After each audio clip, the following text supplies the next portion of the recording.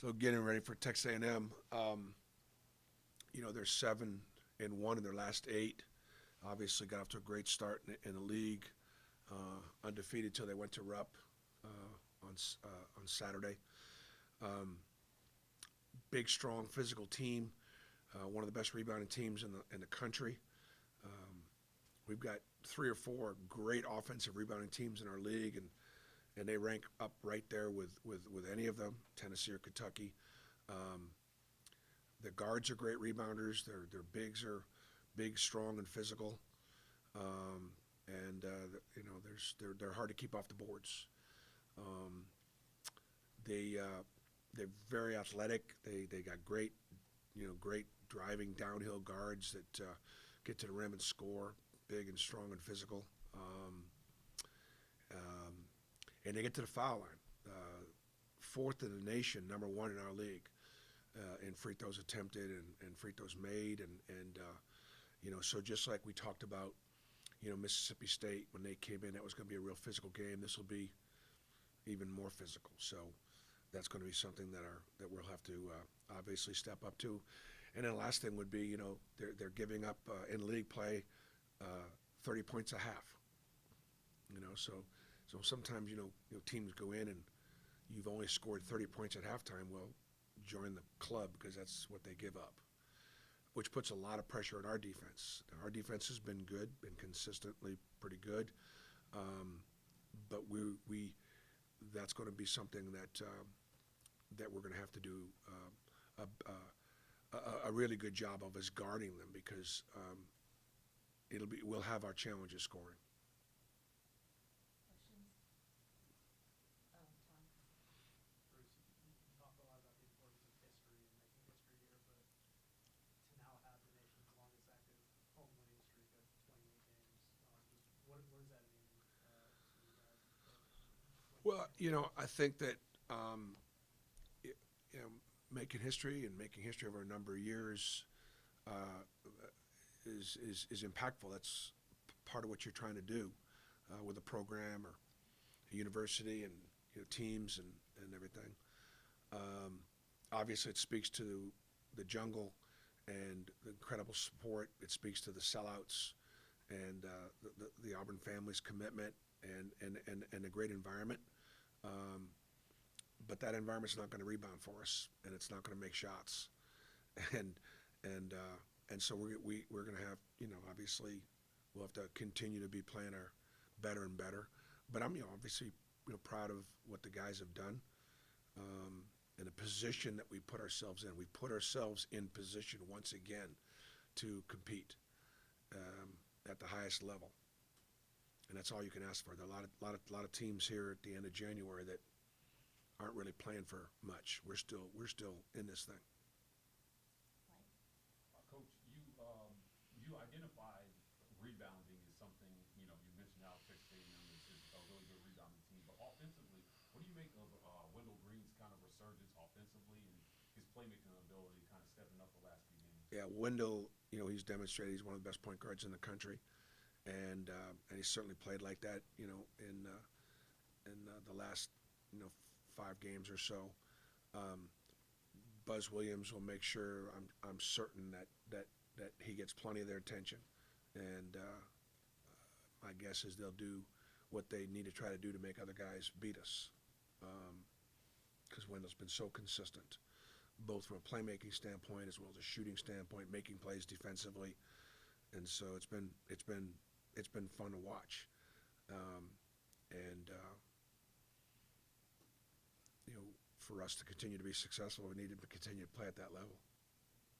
Anybody? Bruce, hope you're doing well today. Steve.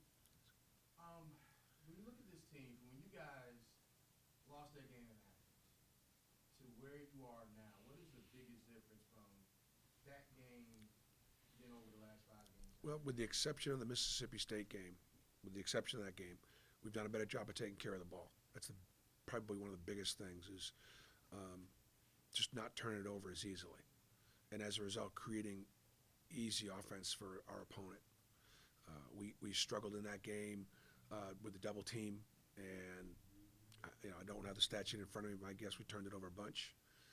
We turned it over a bunch against Mississippi State, but we survived it. I think the other games, I bet you, we're averaging about 10 in those other games, and that's been the biggest thing, is just take care of the ball. So who gets credit for it? Obviously, Wendell and Trey getting us into something, but guys like KD or Al that are playing, under control and playing with effectively, and so that would probably would be the biggest reason for some of our offensive efficiencies. Bruce, do you have an update on Chris Moore? And are you going to stick to the casual look or try to match Buzz with the three-piece suit? No, I coached in suits for, how many years I've been in coaching, Marlene? Long time. Well, let's say this. So you guys do it. So 1982 was my 40. first. 41. Okay, thank you. So for 40 years, or so, yeah, I coached in a suit and tie, and infamously sweated through a bunch of suits, and I'm glad to be able to coach in that in a golf shirt, or let me just say, in a coaching shirt. And Chris Moore. Chris did a little bit more in practice yesterday than he's been doing, and it'll probably be a game time decision. But he's getting closer. Bruce, last week you were talking about getting off to quicker starts, especially in SEC play. You guys did that on offense last couple games. What has kind of been the difference to that, or just guys execute better? I mean, it helps. I mean, it really helps. It helps certainly helps on the road, yeah, getting off to good stats. It's again, it's a matter of taking care of the ball. Obviously, getting some stops, and again, probably on the road and against the best teams on your schedule, which we're certainly fixing to see. Johan played pretty well last game. Is he gaining some confidence, and can he help you guys a good bit going forward? I think I told everybody the other day, I said, here's what everybody's job is. This is everybody's job. Everybody's job is to get better. I'm talking to my managers, I'm talking to my coaches, and I'm talking to my players. What does that look like for you, each and every one of us? Your job is to get better through this season. In the weight room, individual workouts, with your play, with what my coaches are doing, game planning. Our job is to get better. And then our second job is to try to win while we're trying to get better. For everybody on the staff and everybody in the program. To win, Janai Broom's got to do some things differently than Dylan Caldwell has to do for us to win, playing the same position.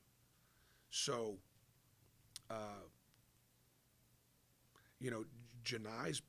Yo's been practicing better. He's been more active in practice. He's continuing to learn and get better. And, the better he plays, the more he will help us win.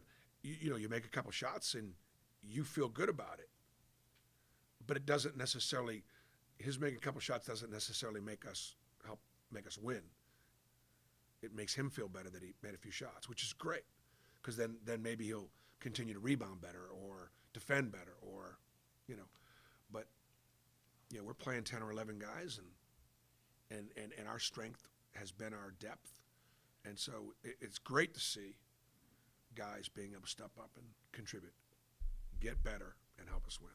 Does that apply to the beat writers too? It applies to the coaches. I don't know. I worry about what I can control. Advise you got one last question. Yes, Bruce, one thing about your team is you tend to be very athletic. How does a trainer like Damon help out with your athleticism as well as just the guys staying healthy and everything? Yeah, that's a great question. It's a tremendous task between Clark Pearson, our trainer, and Damon Davis, our strength coach. Those guys, the prehab that goes into, getting the guys physically ready to go, the balance between doing enough in practice to be right and ready without getting guys, killed in practice and hurt. But it can happen. It happens. To not overtrain, but to have them ready. And I do. I think we do the best job we know how to do to get the guys physically ready, mentally ready, spiritually ready, and certainly working with, it's quite a partnership, what we have to do on a day off, what we have to do 2 days prior to a game, day before the game, all that is pretty coordinated between myself and the staff.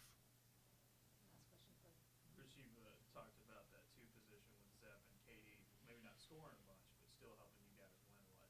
I was going to ask a little bit more about just what have those guys done specifically to help y'all out when they're not necessarily shooting them? Yeah, no, it's the whole 3-and-D concept, that clearly as two guards or as wings, you'd love for them to be able to be shooting, shoot the ball with it better, continue to shoot the ball better, right?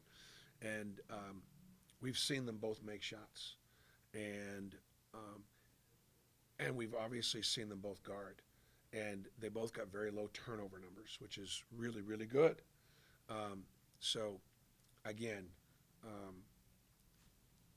if our twos could make another shot or two a game, continue to defend like they're defending, continue to keep their turnovers down, we can be really, really effective at the position. And I think you can see that they're really they're not forcing the issue. But it'd be great for all of our guys. Look, for us to be able to continue to win, we've got to be able to make open shots. Texas A&M is really hard to score in the paint.